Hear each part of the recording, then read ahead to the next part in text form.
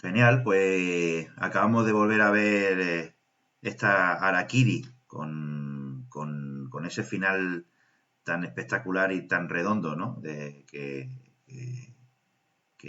verdaderamente te deja con ganas de llamar a unos cuantos amigos y empezar a hablar sobre la película de inmediato, que es lo que he hecho y lo que vamos a hacer ahora.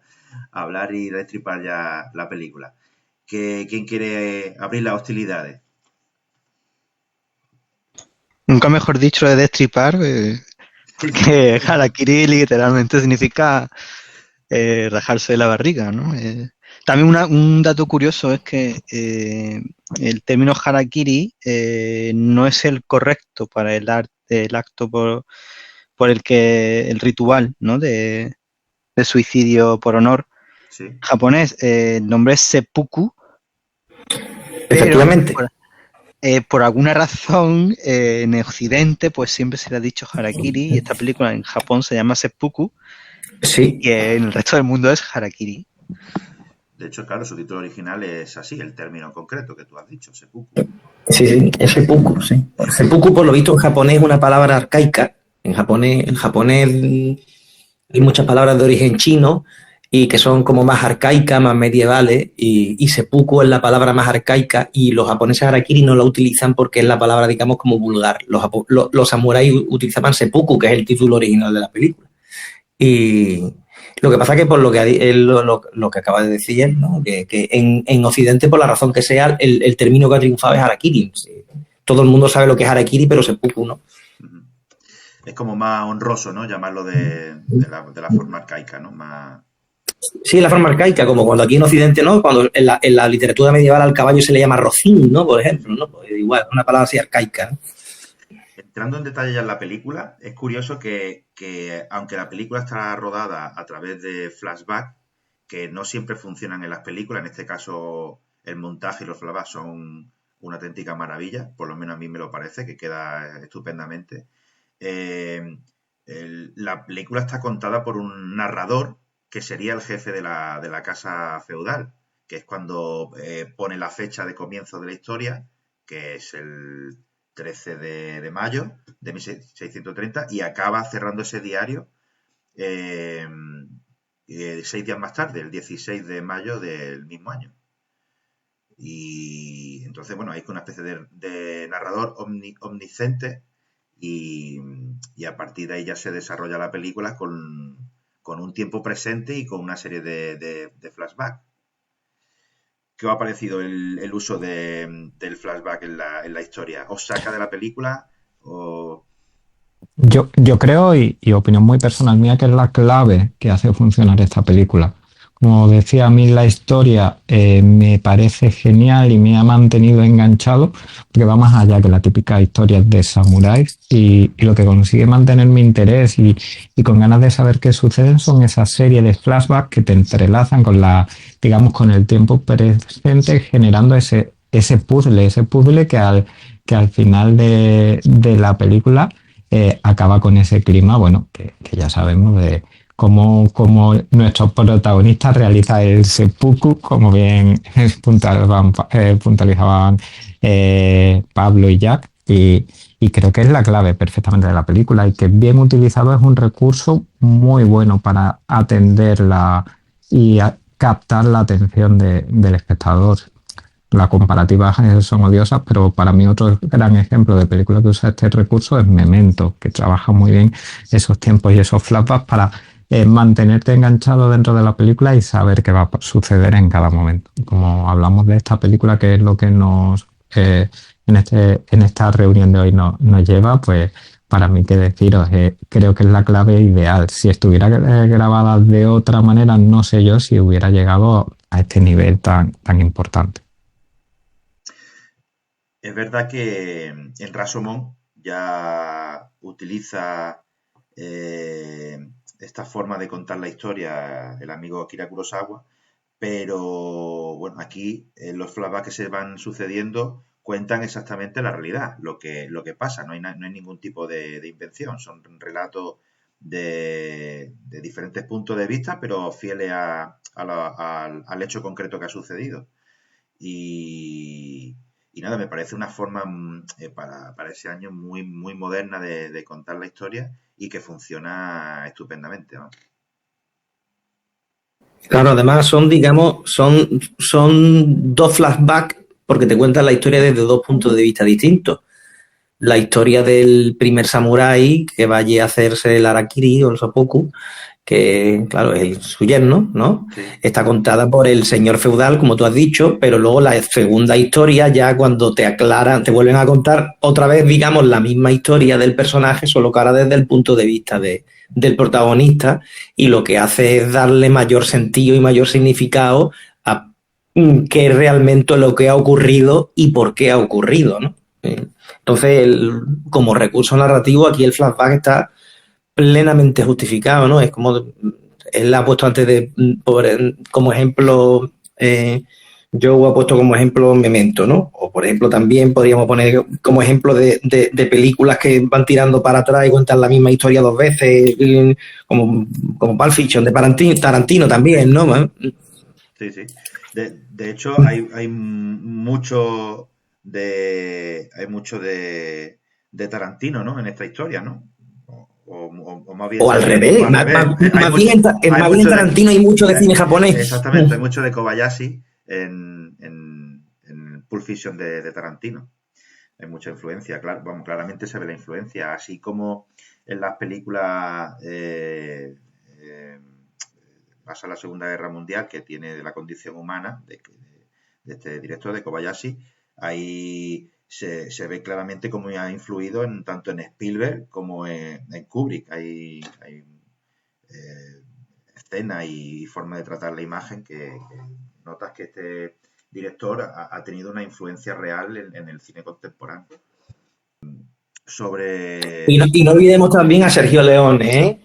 Sergio Leone también, su forma de abordar esos duelos, esos planos cortos de los dos, de un personaje y de otro, esa forma de tomarse el tiempo a la hora de explicar escenas que van a acabar en acción y todo eso, ¿no? Como, vamos, de hecho, todos lo sabemos, ¿no? Como Sergio Leone se inspiró mucho en el cine japonés, sin ni más lejos Yojimbo, ¿no? Que Sí. el mismo Kurosawa cuando ganó el juicio claro, Yojimbo por un puñado de dólares, Yojimbo, ¿no? Como decía Kurosawa, que era la película con la que había ganado más dinero, ¿no? Que con un puñado de dólares era con la película que había ganado más dinero. Y conseguido mucho más por el juicio que había conseguido con Sergio Leone que con la propia taquilla, ¿no?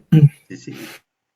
Y le gustó, lo que pasa que dijo que ya la había hecho él antes.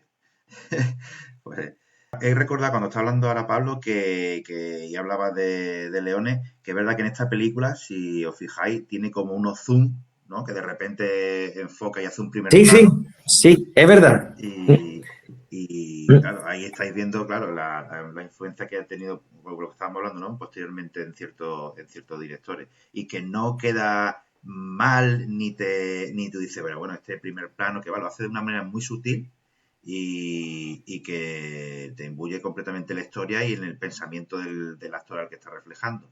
Y luego, otra cosa que me ha llamado mucho la atención es cómo están construidas la puesta en escena. La puesta en escena, si os fijáis, siempre hay como una profundidad de campo y siempre hay actores completando la escena y la puesta en escena de fondo y en diferentes lados que le da una profundidad, ¿no? Y le hace como muy impactante, ¿no? Sí, la composición de plano es una de las cosas que llama mucho la atención. Cuando ve uno la película la primera vez, una cosa que llama mucho la atención, la composición de plano, lo que tú estás diciendo, ¿no? La profundidad que hay, ¿no? Cómo están puestos los personajes dentro del encuadre para no taparse uno a otro, para resaltarlo uno a otro, aunque uno está más delante, otro está más detrás, y aquí hay una columna que no tapa a este y hace que resalte al otro, y la composición de plano muy metódico, muy cuidada, ¿eh? Mirando donde tienen que mirar, están súper metódicos, súper exactos, medidos.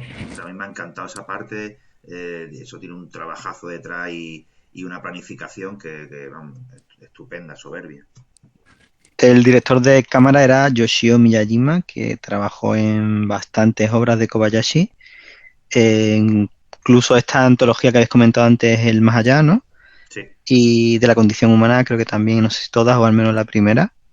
sí, en todas, trabaja en Y todas, sí. me está entrando ganas de verme las demás porque realmente es que es una belleza, ¿no? Es una constante, es una obra de arte. Sí, eso Es un no parar, es una otra, otra, sí, es otra. como irte a un museo y ver Sí, sí, sí. diferentes cuadros de la misma temática, porque todos los encuadres y todas las composiciones que te va creando son maravillosas. Son maravillosas. La trama, ¿la habéis seguido sin problema o en algún momento os ha confundido? Yo veo que es bastante nítida, bastante clara y que no da mucho lugar a confusión. Es verdad que los nombres tienes que estar un poco atento porque al no ser nombre japonés, pues igual te puede llegar un poco que se te olviden, pero luego se sigue muy bien y el montaje no despista. No, el uso del Java es correcto, te va dosificando la información más o menos en el momento exacto, ¿no? Y sí, claro, siempre plantea al espectador lo que he dicho antes, se va dosificando, da poquito a poco, entonces siempre te queda, oye, ¿qué pasó aquí? ¿Qué pasó aquí? Y siempre se va dilucidando todo, ¿no? Yo no he visto cabos sin atar o... Totalmente, yo creo que no falta ni sobra ninguna escena, eso que hablábamos y que comentabais al principio de que es una obra de arte en movimiento y que cada plano es genial. No, todo está medido, todo está pensado, todas las escenas son correctas y, y tiene lo que decía en la introducción, algo que me ha sorprendido mucho y es una trama sencilla de seguir pero muy bien construida a forma de puzzle y como decía Jack, te va dilucidando poquito a poco qué va sucediendo cuando te van surgiendo dudas y cada flashback, cada toma que viene relacionada es una pieza más del puzzle que te acaba construyendo en la totalidad de la historia de, bueno, pues de la familia, en este caso de nuestro protagonista y por qué ha acabado él allí. Entonces, me parece genial y me parece soberbio, ya no solo todo lo que es la parte de dirección de fotografía, sino también cómo actúa y el papel que hace el protagonista de la película, que me parece genial y en todo momento súper bien contenido. Creo que es más que de digno de mención. Es un pedazo de descubrimiento este actor, ¿no? Ya te digo, me han entrado ganas Es de uno de ver. los secundarios, Sí, sí, perdona, no, no, no, precisamente, es uno de los secundarios de Yojimbo, precisamente. sí, Sí, también lo vimos en Kagemusha. es verdad. Pues yo no me acordaba de También, eso. sí señor, también cabe mucha, sí señor. La sombra del guerrero, sí, señor. ¿Os ha sorprendido la película? Me refiero, no porque haya gustado, no, me refiero a la propia trama. Cuando os ha sorprendido que fuera familiar de él, se intuía que había una trama oculta o más bien os esperaba. A mí realmente la primera vez que la vi, hombre, se sabe que hay algo más en la historia, pero realmente me sorprende lo que va pasando. Vamos a A ver, mí, se intuye porque ya hemos visto muchas películas, no por otra cosa, no porque seamos muy listos ni nada por el estilo. Se intuye que los tiros van por ahí, pero es porque hemos visto muchas películas, no por otra cosa. realmente a mí me acerqué a la película sin conocerla y no quise leer sinopsis ni nada por el estilo antes de verla. Y, y aunque, como decía Pablo, hemos visto muchas películas y después de varias escenas empiezas a intuir algo, creo que está tan bien construida que, sobre todo en la época en la que se rodó, esa construcción, esa trama enlazada y ese formato de, de grabación y de narración hace que sea complicado el no llevarte una sorpresa durante el proceso. Y dicho esto, es verdad que ha envejecido, tiene sus años, pero ha envejecido genial y que a lo mejor la trama era mucho más enrevesada barra sorprendente en los 60 cuando se estrenó que a día de hoy. Pero aún así, si te acercas sin conocerla, evidentemente te llevas una pequeña sorpresa. No obstante, no creo que tampoco el director quisiera crear una especie de película de suspense, ni mucho menos, ¿no? Pero yo creo que ahí y ya entramos, si queréis, en la parte sociológica, sobre todo lo que le da diferente, abre el debate del honor, del deshonor y de los valores, ¿no? Dentro de las casas feudales y de la forma de el punto fuerte de una persona de decir, eh, yo me mantengo fiel a una serie de ideales y de valores, es ahí en ese punto donde está el fuerte de la película, ¿no? Los debates que abre. Perdona, yo es que desde que una de las razones también por la que yo más o menos intuí, porque luego hay películas que aunque sean más modernas, como las has visto antes, y puede que estén basadas en películas más antiguas que tú ves después. En este caso, yo es que desde que empezó me recordó mucho a la película China Hero, ¿no? En Hero también llega uno a un palacio a hablar con el señor, con el emperador, quiero recordar que era, ¿no? Y lo sientan allí delante y tiene que mantener una distancia y conforme va contando la historia se va acercando allí y al final es una historia de venganza. Y yo es que desde que empecé a ver Harakiri es que me estaba acordando de Hero y pensé lo mismo, digo, este viene aquí a vengarse. Realmente al final el relato lo manipula y lo reconstruye el jefe de la casa y todo lo que ha pasado ahí queda perfectamente borrado, ¿no? Como en cualquier trama política de las que más nos gustan. O sea, realmente a nivel interno se ve que se ha deshonrado al jefe de la casa, pero el relato de cara al exterior lo gana. Claro que los temas principales de la película son el honor, la venganza y el poder. Decía Kobayashi en una entrevista, no sé de cuándo la entrevista tampoco, lo vi, o sea, una cita de una entrevista que es lo que he leído, que sus películas siempre van sobre el poder, la lucha del poder, o cómo se mantiene, o cómo se pierde, o Sí, en este qué caso, efectos tiene, ¿no? sí, el protagonista es cierto que desde su punto de vista consigue vengarse, pero el poder que desarrolla el jefe de la casa consigue que el relato al final se cuente a la manera que a él le interesa. Con lo cual todo lo que ha pasado queda borrado. O esa se supone que es la intención, ¿no? Pero nosotros como espectadores Claro, como no lo hemos espectadores visto así. claro, como Claro, espectadores nosotros como espectadores hemos asistido a todo, sí, sí, ¿no? pero Entonces por eso creo yo que la película es una crítica a muchas cosas, incluida, ¿no? Vamos a ver, generalmente hemos visto lo que dije yo en la introducción, ¿no? Que esta película es la antiépica, ¿no? Porque la épica serían películas eso, como Los Siete Samuráis, por poner un ejemplo, ¿no? Y esto es lo contrario, ¿no? Aquí hay una escena que es muy, vamos a ver, una no, aparece varias veces que dice mucho de todo esto, que es cuando el yerno va a vender las espadas, ¿no? Es un plano picado en que se ve él entrando en el sitio donde va a empeñar las espadas, ¿no? Es que es lo último que haría un samurái, deshacerse de su espada, porque es su herramienta de vida, ¿no? Y luego cuando él se entera, ya una vez que le traen el cadáver, cuando, sí.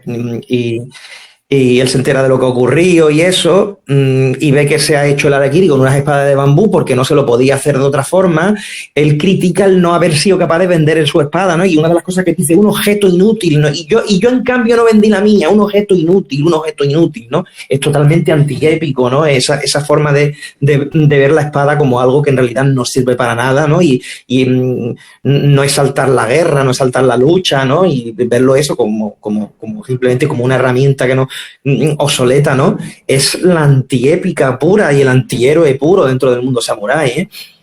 Y lo que desde la casa le critican como una pérdida de valores, él realmente, que tiene una lectura diferente, si no solo ve con amor el hecho de que su yerno haya sido capaz de darlo todo por su familia, por intentar salvarla, sino a él mismo se critica por no haber sido tan valiente como lo fue su yerno, ¿no?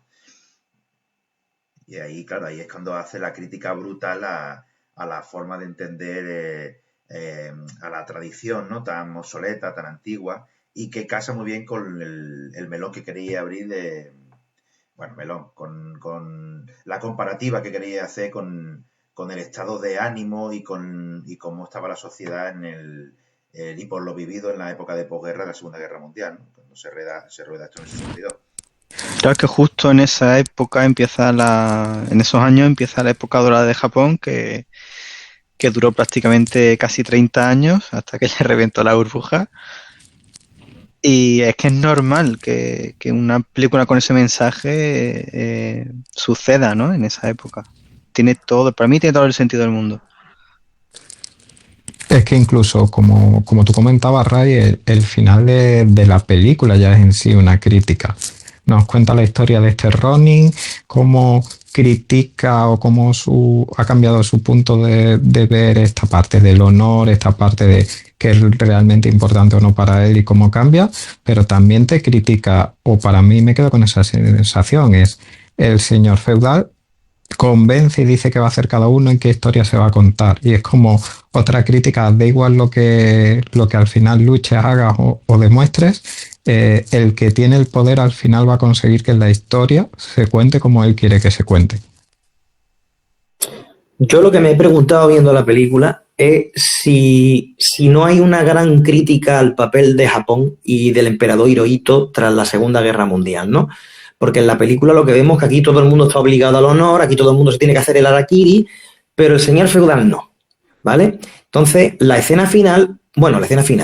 la película, si recordáis, los créditos arrancan viéndose la armadura del señor feudal, eh, que esto tendría que investigarlo yo más, pero me da la sensación, yo sé, esto sí es verdad, la armadura del señor feudal era un poco el tótem del clan, ¿vale? En el Japón antiguo, eh, los samuráis están vinculados a un señor feudal, ¿no? Y el tótem del clan es la propia armadura del señor feudal, es el tótem del clan, que es con lo que arranca la película y con lo que termina la película, que él llega a hasta esa especie de Santa Santorum y logra derribar la armadura del señor feudal, logra derribar el tótem. Entonces, lo que yo me pregunto y no he logrado encontrar es si eso era un motivo, el hecho de que alguien llegara hasta ahí y mancillara la armadura del señor, si era un motivo para que el propio señor feudal se hiciera el harakiri, el no haber sido capaz de proteger su propia armadura y el símbolo del clan, ¿no? Y entonces la película, desde ese punto, si lo vemos desde ese punto de vista, la sensación que da es, aquí os hacéis todo el harakiri menos yo, ¿vale? Yo tendría que hacer menos también el primero y aquí os hacéis todo el harakiri menos yo. Entonces yo lo he comparado un poco con el papel que tiene Hirohito cuando termina la Segunda Guerra Mundial. Hirohito, que es el emperador durante la Segunda Guerra Mundial, en un Japón de un ambiente muy belicoso, muy marcial, que esto está muy poco estudiado porque es un poco tabú en Japón. No se sabe exactamente cuál es el papel que tuvo el emperador en la Segunda Guerra Mundial. Hay quien sostiene que más o menos como en las monarquías europeas, en lo que al final políticamente no pintaba nada el emperador, y hay quien sostiene que no, que tuvo un papel muy activo en la Segunda Guerra Mundial. Pero la cuestión es que una de las cosas que la primera vez que escuchan los japoneses la voz de su emperador es en la emisión de radio en la que anuncia la rendición. Pensad que la imagen que se tenía del emperador del Japón, no me quiero tampoco enrollar mucho con esto, pero es para llegar a donde quiero llegar. La visión que se tenía del emperador en Japón no es la misma que se tenía de los reyes en Europa, ¿no? Allí era una representación, era un dios vivo, ¿eh? Aunque ya nadie creyera en eso. Pero simbólicamente el emperador de Japón era un dios vivo. Y entonces una cosa tan vulgar como la radio, como un medio de comunicación, jamás en la vida había aparecido el emperador para algo así. Y la primera vez que escuchan los japoneses la voz de su emperador es para anunciar la rendición. Entonces, a nivel nacional, aquello supuso una vergüenza tan grande que muchísima gente se hizo el harakiri. Esto es de verdad, no es una cosa... Sí. Muchísima gente se hizo el harakiri escuchando a su emperador rendirse. Y una de las cosas que imponen los americanos, por cierto, durante la ocupación, es que en la Constitución, en la nueva Constitución, tiene que aparecer explícitamente y tiene que reconocer el emperador que él no es un dios, ¿vale? Entonces, eso fue un motivo de una gran vergüenza nacional, ¿no? Y yo me pregunto si la película no es un paralelismo con eso, ¿no? Con cómo terminó la guerra, mucha gente que creía en ese honor se suicidó por su país, se suicidó por su emperador, pero el emperador siguió. Y de hecho Hirohito siguió siendo emperador hasta finales de los 80, principios de los 90, ¿no? Y es lo que os quería comentar, que no sé si vosotros pensáis que ese paralelismo con el Japón contemporáneo puede ser posible o no. No, yo tengo clarísimo que sí. Sí. Y aparte es que la propia vida de Kobayashi, que fue a luchar al frente en Manchuria y que luego estuvo preso en el Japón ocupado, pues claramente esa esa vida que él ha llevado, esa experiencia de vida, se traslada en esta crítica feroz a través del paralelismo con el feudalismo de aquella época, de la época feudal. Sí, sí. Y yo veo claramente la comparación y el símil que hace con lo que has contado del tótem, de la armadura que derriba, y también en el panel que hay en la casa con las letras del clan, con la CIA del clan, y que quedan manchados, salpicados de sangre, y hay un plano final que enfoca también eso, como diciendo, estáis manchados, tenéis las manos manchadas de sangre por lo que habéis hecho, y el enfoque que le habéis dado y por haber entrado en la guerra. Sí, sí. A ver, totalmente. De hecho, un poco lo que yo quería comentar va muy relacionado con lo que nos contabas, Pablo. Es decir, al final aquí la historia, por mucho que queramos o que se quiera, la que se va a conocer es la que quiere al final la persona que tiene mayor poder. Y es el mensaje con el que yo me quedo del final de la película. Y luego, por otro lado, totalmente de acuerdo, el paralelismo ese en el que también contaba Ray de las manos manchadas, la sangre salpicada, y al final, para mí el mensaje o el otra lectura que hago está clara: el honor está bien y es muy importante para los demás, para mí no es importante. Y es lo que sucede con el señor feudal: es importante el honor y que no se mancille, pero yo tengo el poder para que parezca que mi honor no se ha mancillado. Entonces es importante para ti, hazte el harakiri tú, yo no. ¿Qué os han parecido las escenas de lucha, de batalla, los duelos? Yo aquí he de decir que, aunque no me parecen mal, es el único pero que tenía para tratar con vosotros, y es, creo que están muy logradas para la época, pero sin embargo creo que es lo que ha envejecido un poquito peor de la película en sí. Las coreografías de lucha, sobre todo esa lucha en la casa del clan ya más numerosa, creo que ahí se le ven un poquito más las costuras, y que la coreografía ha envejecido un poco desde mi desconocimiento también de este tipo de lucha. No sé qué opináis vosotros, pero creo que ahí sí. Aunque, por ejemplo, sí le veo mucho paralelismo a la lucha de Kill Bill con los 100 maníacos con la lucha de la casa del clan. Pero sí es verdad que ahí quizás le veo un poquito más un poquito más, o no vamos a decir más floja, sino peor envejecida a la película. Yo creo que consciente de las limitaciones que igual a nivel coreográfico podría tener, veo que ahí hace una serie el montaje es muy importante y hace una serie de cortes para para que quede lo mejor posible todo lo que son las batallas, sobre todo cuando son los duelos individuales con los tres miembros más destacados de la casa. Ahí es verdad que mantiene la tensión previa a lo que es la propia batalla y con eso ya tiene mucha parte conseguida en tema montaje. Sí, yo creo que esa parte sí la resuelve bastante bien.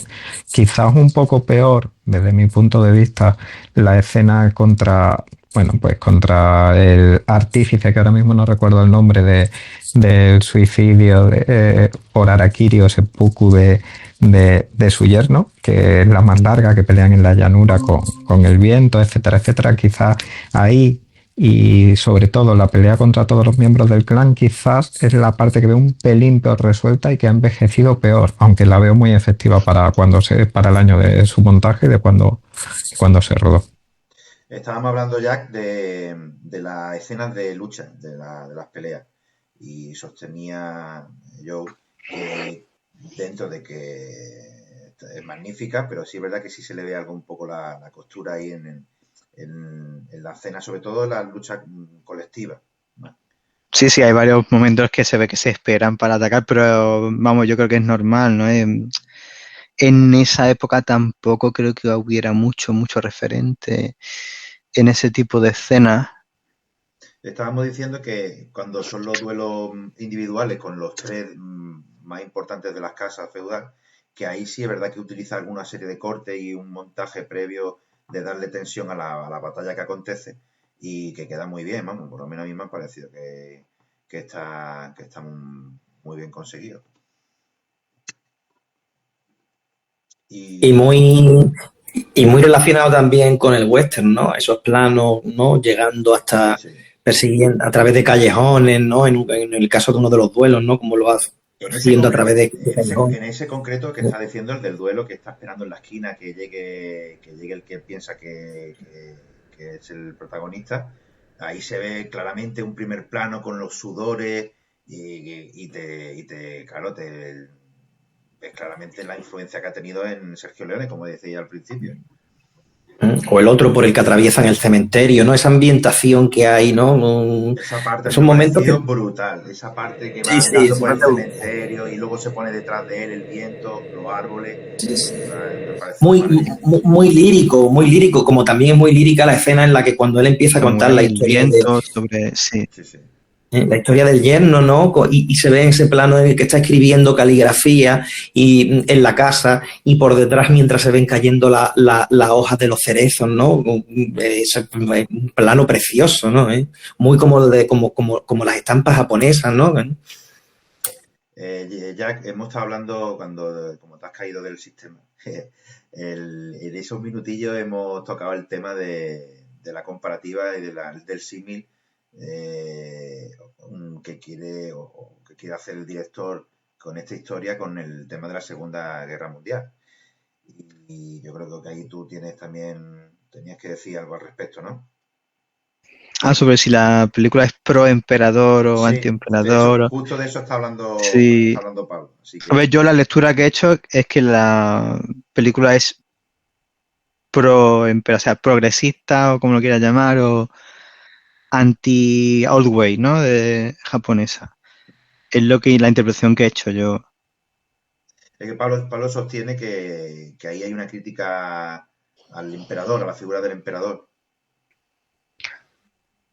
Hombre, se podría interpretar también así, ¿no? Porque pues, es que depende, es bastante ambigua en ese sentido incluso el protagonista que exige por un lado que tengan honor y por otro lado que no tengan honor. Es un poco, es muy ambigua en ese sentido. Pero yo no veo para nada ambiguo en ese aspecto. Yo ya te digo que en la Segunda Guerra Mundial a la gente, al soldado de a pie se le exigió una épica y un sacrificio que luego los líderes no se aplicaron para ello, ¿no? Para empezar, los mismos pilotos kamikazes, ¿no? Que iban ya con la guerra perdida a tirarse en plan suicida contra los barcos americanos, ¿no? O lo que hemos hablado antes, el ejemplo de antes, ¿no? La cantidad de gente que se suicidó con la rendición, ¿no? Y luego Hirohito estuvo ahí de emperador hasta el año 89, habiendo sido un partícipe de la guerra, ¿no? En cambio, su honor no se vio mancillado hasta el punto de plantearse la abdicación o el suicidio o lo que sea, ¿no? Claro, eso es lo que todo el mundo estaba esperando en Japón en el 45. El primero que tenía que haber hecho el seppuku era el emperador Hirohito. Y yo diría hasta que por mí también que lo hubiera hecho así, ¿no? Pero claro, yo no era Hirohito. Pero eso en el 45, pero en el 60 y pocos, que es cuando empieza a despegar económicamente Japón, los vientos pues ya soplaban de otro modo. La gente empezaba a tener ahorros, la gente empezaba a vivir mejor, esa miseria se empieza a pasar página. Entonces tiene mucho sentido que el mensaje principal de la película respecto a ese aspecto sea, oye, la forma vieja no funciona, la forma vieja de hacer las cosas no funciona, no trae más que desgracia y miseria. Bueno, yo creo que son Esa es la lectura que hago yo, sí. ¿vale? Otra cosa ya Pero es... las dos cosas, sí, pero como acabo de decir, las dos cosas son compatibles, ¿eh? Sí. Deberíamos tener honor, pero no funciona, ¿no? Lo que estábamos hablando antes es que sostenía Pablo, y estoy de acuerdo, que cuando derriba la armadura, claramente eso es un mensaje soterrado a la figura del emperador, ¿no? Claro, es que ahí iba yo también antes. Hay un momento en el que coge derriba, pero se protege en ella, literalmente. Sí. Se protege en el honor y es él al final el que comete o el que realiza el seppuku. Por eso digo que la película o el personaje o todo lo que se intenta transmitir es un poco ambiguo porque ¿qué se está defendiendo? ¿El sistema del honor o se está atacando el sistema del honor? Es un poco así, No, ¿no? y le refleja claramente Se está atacando claramente, ¿eh? Se está atacando Sí, claramente. yo esa es la lectura que he hecho principal, ¿no? De la forma vieja no la funciona. película es claramente, además, antibelicista y antivalores tradicionales que no nos han llevado a ninguna parte. El protagonista es un personaje, una persona hecha a la vieja, al viejo modo de ser que se tiene que adaptar a un mundo moderno. Sí, ahí se ve Porque el mundo... la transición. Pero ¿no? más que adaptarse a un mundo moderno, yo lo que veo ahí es un acto de desengaño. O sea, no se va a adaptar a ningún mundo moderno porque se va a morir. Él va allí a uno de dos, o a que lo maten o a matarse, ¿no? Entonces, yo más que verlo como que se va a adaptar al mundo moderno, y lo que le veo es simplemente un desengaño del mundo antiguo, ¿no? Es que, ¿a dónde nos ha conducido esto? Esta exaltación del honor, de la guerra, ¿a dónde nos ha conducido? A que al final, como decían en la película de La Triste, ¿no? En un duelo, cuando uno muere, dice, ¿te has dado cuenta que al final siempre nos morimos los mismos, no? Pues eso es aplicable también a esta película, ¿no? Pero al final, yo creo que lo que estamos hablando y lo que estáis comentando es totalmente compatible. Al final, yo creo que la película no es un alegato en contra del honor. Yo creo que es un alegato, una crítica al honor malentendido o a forzar determinadas situaciones porque en el pasado era lo correcto. Es decir, al final, como decía Jack, el protagonista se protege en la armadura, en la figura así del emperador o como lo queramos ver, y muere de manera, entre comillas, honorífica. Prefiere morir a sus manos antes que perder ese honor. Pero ojo, no ve el honor en la muerte de su yerno obligado a manos del señor feudal y de la casa feudal. Como tal, ¿dónde está ese honor? El honor o la valentía estaba en todo lo que había hecho previo su yerno por salvar a su familia y llegar a que su hijo, o intentar que su hijo no falleciera, incluso perdiendo su honor, aunque sea algo redundante, para conseguir unas monedas que le permitiera llamar al médico. Entonces, por un lado, creo que es una crítica o habla acerca de, oye, el honor es importante, pero vamos a entender qué es el honor y cómo tenemos o qué tiene que considerarse honor. Y por otro lado, vuelvo a lo mismo que decía al principio.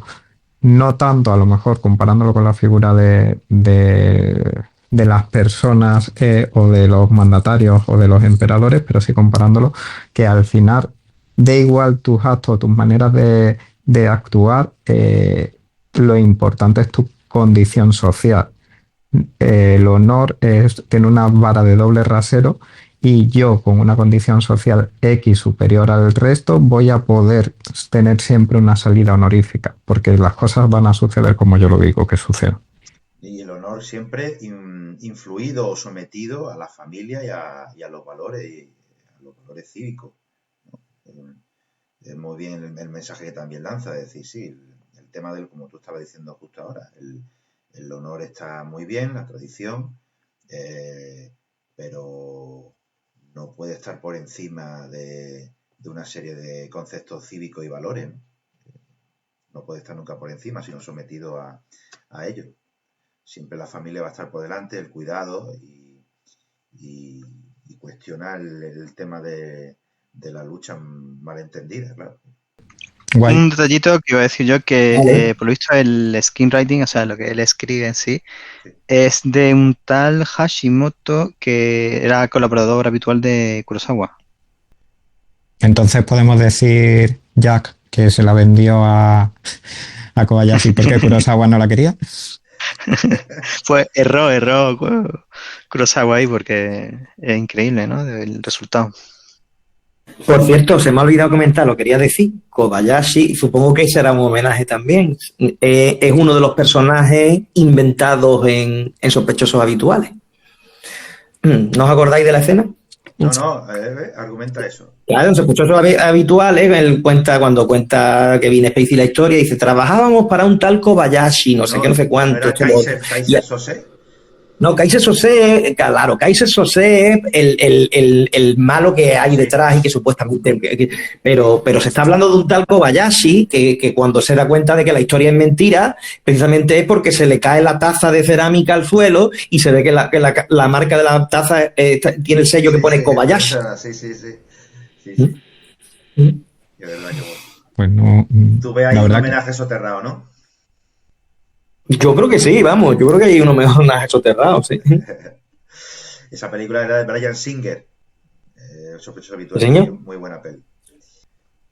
Venga, el que quiera que arranque y que defienda ahí un plano o una escena. yo me voy Pues a para mí quedar. la Uy, escena, perdón, tira Jack. pues esa escena final que hemos comentado antes en la que el protagonista se escuda en la armadura del señor de clan Iggy era, ¿no? Sí, Yo creo que como síntesis de la película queda bien. Yo me quedaría con la escena en la que el yerno le obligan a hacer el harakiri, que creo que es una escena cuando ya está usando las espadas de bambú y al final recurre incluso a morderse la lengua. Muy dura, muy cruda, muy bien rodada, muy elegante, con esa salpicadura de sangre también sobre el tatami, etcétera, etcétera. Y que creo que a pesar de lo cruda que es, sobre todo para la época, porque luego es verdad que nos hemos insensibilizado y hemos visto burradas mucho más grandes, creo que es más que necesaria para comprender todo el proceso que lleva el protagonista a plantarse en aquella casa. genial. ¿Y tú, Pablo? Uy, yo la que comentaba antes, de esos planos atravesando el cementerio cuando van ahí a, a retarse al duelo, me parecen, vamos, me parecen de una mezcla de lirismo y de épica tremendo, ¿no? Que por cierto, no hemos hablado, me hubiera comentado que habláramos un poco entre todos también de la conexión, de la evidente conexión entre el cine de samuráis y los westerns en Estados Unidos, ¿no? Venga, dale. No, pues eso, que es curioso cómo desde dos puntos de partida totalmente distintos, pues más o menos se llegan a géneros muy similares y que son y al final que son vasos comunicantes, ¿no? Como lo que hemos dicho a través con Sergio Leone, ¿no? Y yo supongo que será, ¿no? Porque, claro, son personajes que son ambiguos, que ni son totalmente malos, ni son totalmente buenos, ¿no? Claro, y que los Que es lo temas que... son universales. El Sí, honor, el mantenerte firme en una serie de creencias. el individualismo también y todo ese tipo de cosas, ¿no? Porque cuando Hollywood, por ejemplo, hizo películas basadas en la época medieval, pues lo que era lo contrario, ¿no? La película como Ivanhoe y todo esto, ¿no? Era la épica, pero visto a través de los ojos de Walter Scott, ¿no? Los buenos son Sí, muy sin buenos, los crítica malos son muy social, sí, malos y sí. las damas son muy puras, ¿no? Sí, Y con eso no se podía hacer nada épico, ¿no? Y tuvo que venir, por un lado, inspirarse en el propio pasado de América, el pasado reciente de América, por un lado, y en el caso de los japoneses, por los samuráis, ¿no? Para que volviéramos a ver algo equiparable a la épica medieval, pero en este caso en el cine, ¿no?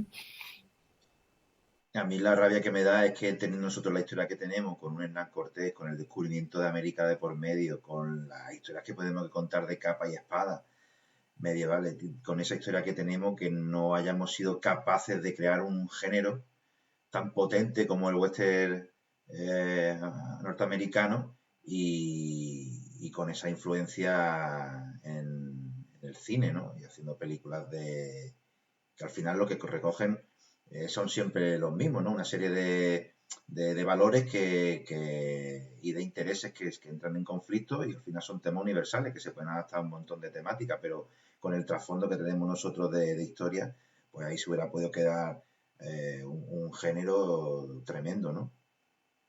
Y quizás tenemos esa deuda en español, el cine español, con esa parte de nuestra historia y con esas historias que se han dejado de contar.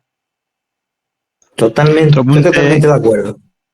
que tengo por aquí es que hay remake desde Japón de Takeshi Miike, o Takashi Miike, el de Audition, ¿os sonará Sí, esa película? la de 2011, ¿no? Un remake de Harakiri. Exacto. Sí, yo no la No he la he visto. visto, en teoría es un remake, no sé qué tal estará, pero yo creo que va a ser difícil que lo Superarlo. mejore. Yo digo por el tema de que si están más o menos olvidadas, si es más o menos una película de culto, que no, no es tan conocida como otras, ¿no? Yo más que una película Ya las películas de culto, esta no la considero de culto, la considero una obra maestra sin más, así, con todas las letras. Quizá la consideración de película de culto, ¿no? Tiene que tener igual unos parámetros, ¿no? De película que con el tiempo, el boca a boca la va haciendo, ¿no? Y que tiene sí un halo de misterio, ¿no? Y que Sí, igual, además una película de culto no tiene que ser buena, tiene que ser de culto, tiene que ser su legión de fans. exactamente, Ya, Efectivamente. exactamente. Sí, sí. Genial, pues yo quedaba con el, por decir mi plano, pero era el mismo que has dicho tú, el del duelo final, con ese viento en los árboles de fondo, pero también diré cómo rueda el primero o el segundo duelo, no me acuerdo cuál era, el del callejón, que está en la esquina esperando y hay un primer plano y se ve sudando la cara de la persona y con esa tensión, esperando que llegue a la esquina. No sé, esa parte me ha gustado mucho. Y luego hay un detalle de la película que quería preguntaros porque en la parte final, cuando está el narrador, que es el jefe de la casa y está contando el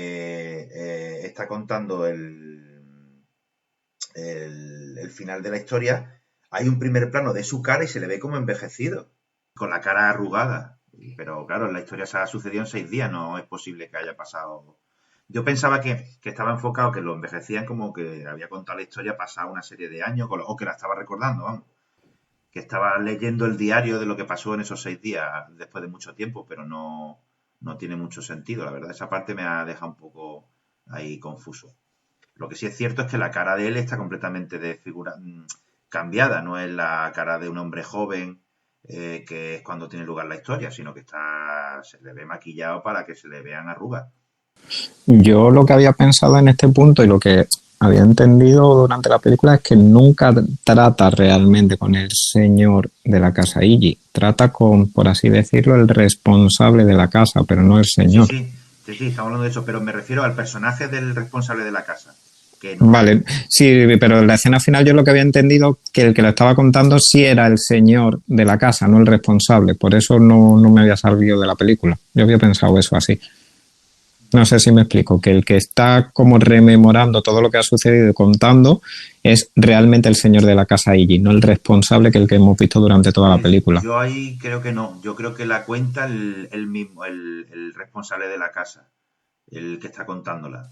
Por lo que sí. la voz es la misma, el del doblaje, vamos. Sí, tiene todo el sentido, pero no sé por qué yo esa imagen la había asociado en mi mente a este realmente el señor. No sé, sería por no salirme a lo mejor de la película, porque si no, no tiene mucho sentido. Yo es que la vi en versión original, así que no os puedo decir. Ya me estáis diciendo eso y me estoy poniendo en duda, la verdad, ¿eh?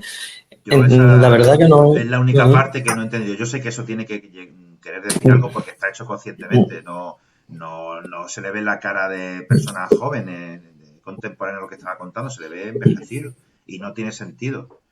No sé si es que hubo una imagen de que han pasado muchos años y está ahí y el otro está leyendo como... Pues me acabo de poner el plano y yo creo que simplemente porque es un plano muy... ¿cómo se llama? Cuando cortas... corta parte de la frente hasta la barba, ¿no? Entonces es muy cerca. Muy cercano, no es más que eso. Yo creo que simplemente que se le ve que el hombre tenía ya su edad y a lo mejor en otro plano no se notaba o maquillaje, pero es simplemente porque es un plano más cercano. Pero transmite esa angustia, ¿eh? Transmite esa sensación de derrota, ¿no? Que realmente le han derrotado. Sí, eso seguro, de que claro, sí, que el relato lo ha cambiado, lo ha modificado, pero él en su foro interno sabe que le ha derrotado el otro, ¿no? Esa se lo lleva a la tumba, ¿no? Esa sensación se la lleva, no hay quien se la quite. Yo solo en modo de curiosidad, y estábamos hablando de paralelismos con el western, sí. La única película en Europa que hizo el protagonista fue un Spaghetti Western, Ojo por Ojo. Son géneros hermanos, ¿no? Por lo que veo. Sí. Sigue vivo este hombre, ¿eh? Sí, 93 años, ¿no? Creo que tiene 94. Y ha hecho 100 y pico películas.